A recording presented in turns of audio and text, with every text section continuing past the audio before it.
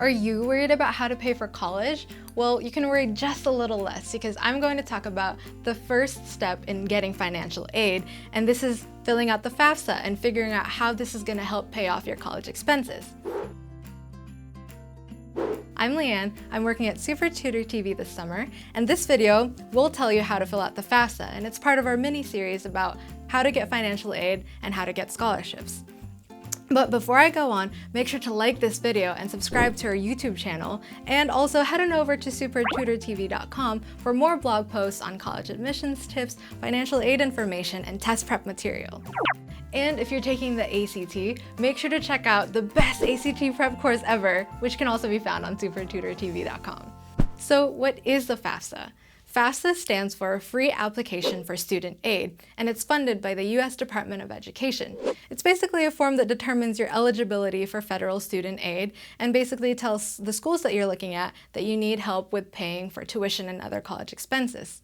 Student aid can include scholarships, grants, loans, and even work study, and all of this will be encapsulated in your financial aid package. So you're going to need to show that you have demonstrated financial need, and this is calculated from your FAFSA form. And so you're going to need to put in information like your household income, your parents' tax returns, and other information to help them calculate just how much you need to pay for college. And then from this, an expected family contribution, or the EFC, is calculated and then subtracted from the total cost of attendance at the school. This basically is your financial need, and then schools use this information to create your financial aid package and how much aid you're going to receive. But for starters, if you wanted to just estimate how much aid you may be eligible for, you can fill out a form that does this for you, and we'll link that website and the general FAFSA website in the blog post for this video. To be eligible, you need to be a U.S. citizen or an eligible U.S. non-citizen, like a U.S. national or permanent resident, and you'll need a valid Social Security number. You must be enrolled or accepted for enrollment to be a regular student and be enrolled at least half-time to be able to receive direct loan program funds. Pinned in the comments below is the blog post for this video, where you can find how to estimate aid, the general FAFSA website, the full eligibility requirements, and the necessary documents you'll need to fill out the form. So let's talk about deadlines. The FAFSA form goes live as early as October 1st. So for example, for the 2018 to the 2019 FAFSA, it'll be available this year on October 1st, 2017. But in reality, the FAFSA gives you 18 months to apply. So if you start, let's say, fall 2017, you can apply as late as June 30th, 2018 to be able to receive aid retroactively.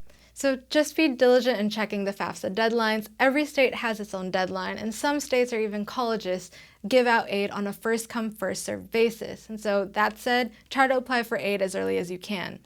So how do you fill it out? If you're a dependent student and you're trying to fill out the FAFSA, you need to create your own FSA ID, and your parent needs to create their own FSA ID. I recommend filling out the form online, where you can create your FSA ID and then log in with that.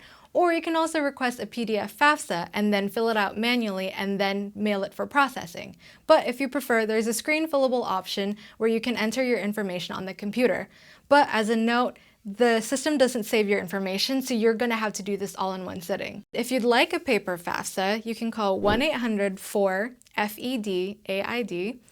And if you're hearing impaired, you can call the TTY line at 1-800-730-8913. So what happens next?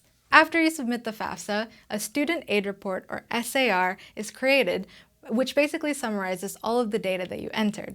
And so this SAR report is sent to the colleges that you selected for with individual school codes and included in your application. And so using this SAR report, these colleges will look at it and see how much aid you may be eligible for and create a financial aid package for you. And then from there, you'll see what kinds of scholarships, grants, or loans, or even work study they're going to allot for you. I know that the FAFSA looks scary and long, but I promise you that it does literally pay off later, because otherwise you would not get access to this kind of aid without the FAFSA form and without submitting it. And so just as a recap, be sure to check your deadlines and make sure that you get the application in on time. I hope you found this helpful, but if you have any more questions, make sure to check again all the links we've included in the blog post, which is pinned in the comments down below, and be sure to check out our other posts on SupertutorTV.com for college admissions tips, financial aid information, and other test prep material. Thanks, bye!